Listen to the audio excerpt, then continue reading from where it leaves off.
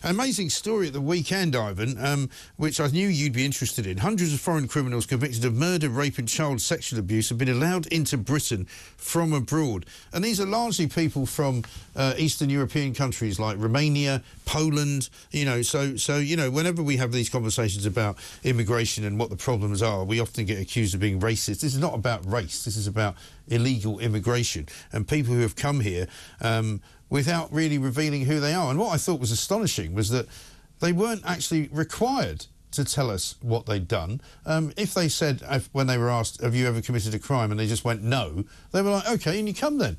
I mean, I find that staggering, don't you? That's absolutely correct.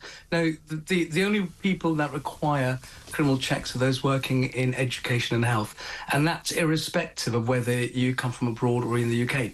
Right. So it's a statutory requirement as opposed to immigration rules. But don't we have, or didn't we used to have, some kind of Interpol connection? I mean, I know you're probably now going to tell me that after Brexit we don't have any more or something, but, you know, surely we must have some kind of contact with our counterparts in Europe. I mean, certainly Keir Starmer keeps talking to the French about it, and we've been giving the French money for years. I mean, how do we not know anything like this? I don't know what the shared pool of information is, but what I do know is that the European arrest warrant system, when we came out of the Brexit, I'm afraid we came out of that as well. And there should have been some more thinking done by the ministers to ensure that those agreements were in place to share data. One point I think is important is not every country has criminal data records. So right. What the Home Office say, if they don't have it, then you should make more robust and thorough reference checkings, because some people just simply can't provide it. No, of course. And based on a sample of just 5 nationalities, as we're story in the Sunday Telegraph, checks uncovered details of 524 cases where a suspect had a conviction abroad for either murder or manslaughter, 441 cases of a person with an overseas rape conviction, and 592 incidents of child sex offences abroad. I mean, that's like basically, you know, 1,500 cases already of people who shouldn't be here. I mean, this is not rocket science, is it? I mean, it doesn't seem to be. Throughout Europe, there is a criminal database. Yeah. So people in the European Union or in the EU district, they can get these records. So what the Home Office needs to do really is to make it mandatory. Yeah. I mean, it's not rocket science, is it, Mike? I mean, there's an awful lot of people in the Home Office. I mean, they came out the other day and said, by the way, we don't think this smashing of the gangs plan is going to go very well. We don't actually think it will work. I'm starting to wonder what these people in the Home Office actually do. I mean, how do they spend their days? They don't seem to do very much. They don't process asylum claims. They don't stop people coming here who they should be stopping. They don't seem to monitor people who they're meant to be monitoring who have been released from prison. You know, there's a whole litany of jobs that they've got they don't seem to be doing. Well, my experience of Home Office decision-making is that it's very poor. And the reason for that, generally speaking, I've seen some really poor decisions because they're understaffed, they're not properly trained. When I turn up to court, quite often there's nobody there opposing me. So there's nobody from the Home Office on the other side in an appeal before the courts. So that's another bit of their job that they're not doing. So, what I mean, are they actually doing anything? Well, I think that's a bit... I mean, they are processing applications. And one thing I will say... Well, they take take one asylum application a week, apparently, per person. Things are getting better. You've got to give them credit. So what I've noticed over the last 6 months is that Syrian applications are being pushed forward. So, I mean, I put forward a Syrian asylum claim. He was granted asylum within 7 days. So... Has he got any criminal offences to his name? No, he's not. Are you sure? He's a highly respected professional, health professional. Oh, OK. So he's going to get a job in the NHS then?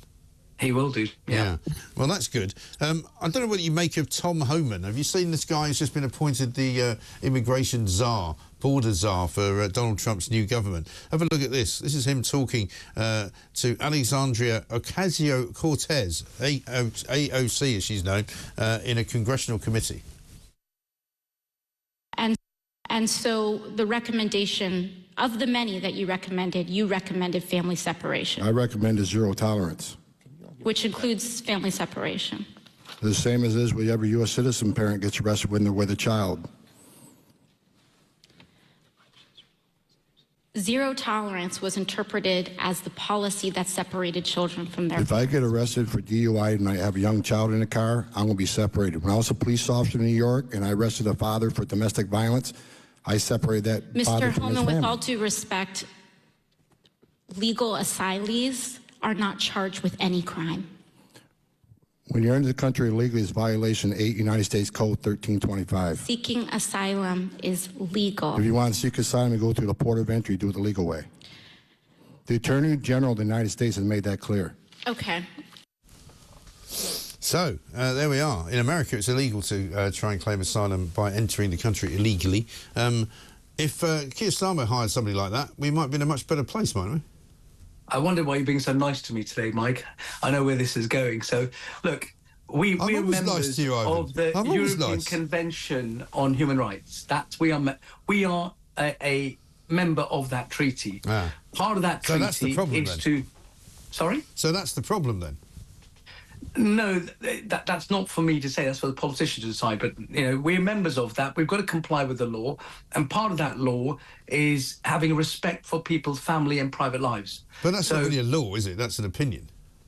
No, it is law, Mike. It is a treaty. Well, it's not really, because in Germany, for example, who are also members of the European Convention on Human Rights, they've been deporting people to Afghanistan who have been found to be criminals in their own country. And that, apparently, according to us, we couldn't do. Yes, I don't know about these cases. Well, there are I can tell you situations that where that's you what can they deport deported 28 people from Germany just recently. So can we on conducive to public good ground. So the Home Secretary has powers to do that. So the powers are there to remove people whose presence in the UK is a threat to our country. Yeah. So we don't really deport anybody, though, do we? Well, that's a matter for the politicians. That's what I mean. My job but it's not just is to uphold the law. Yeah, but it's not just a matter for the politicians, because they're also lawyers like you, and you do your job, and I'm not saying you shouldn't do it, but you, more often than not, pull the wool over their eyes. You've just admitted to me that when you turn up in court, quite often the other side don't bother with anybody to put up there. So it's not surprising you run rings around them.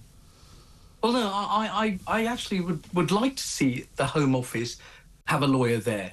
I think it's a disgrace. No, I know that. But what I'm saying is the system's crap, I'm also a isn't it? citizen of this country, so I would like to see a robust system where people's cases are tested properly. So I don't welcome it when there's nobody there. I don't like it. But what I'm saying is when you say you have to abide by the law, actually, the law says that you can deport people. But what happens is, in practice, in this country, that we don't deport people because either, one, we're too useless to actually show up for court to defend why we need to do it, so you win, and secondly, people are too frightened to look bad in the eyes of the dinner party set, so they don't want to go around saying we're going to kick people out. So actually... I agree with you, look. So the point is that in other countries, like Germany, as I say, they can do it. In France, they deport people all the time. We don't. So there's something wrong. Correct. We don't need new laws. We have got really strong, robust laws to remove people who we don't want here. Yes, but we don't use them. This is the problem. The Secretary of State does not effectively use them for whatever reason. And there's a balancing exercise. So why do you think that is, though? Well, I think there's a balancing exercise. There's a political element to it, as well as public opinion, and they have to balance that up. Yes, they do. But, I mean, bad people should not be coming into this country, this is the first part of our conversation, from whichever place they come, whether it be Mozambique or Krakow. You know, they shouldn't be coming here if they've got criminal records. We should have better criminal record checking, first of all, and the fact that we don't proves to me that we are a lacklustre and useless organisation as a country, right? So we can't stop people coming in who shouldn't be here, and we can't get rid of people who shouldn't be here. So, I mean, effectively, the whole system's broken, isn't it? It is broken, and we could look. The biggest threat is we don't have control of our borders. Right. We cannot control who wishes to come to our country and enters our country without our consent. And that's the biggest risk, I think. Yeah. And if I was a terrorist organisation, I'm sure they must have been thinking, well, that's a good way we can get people into our country. There's the threat. Exactly right. Ivon, good to talk to you. I'm sorry I was so nice to you. I didn't want to disappoint you. I'll be more horrible to you next time you come on. Ivon Sampson, immigration lawyer there.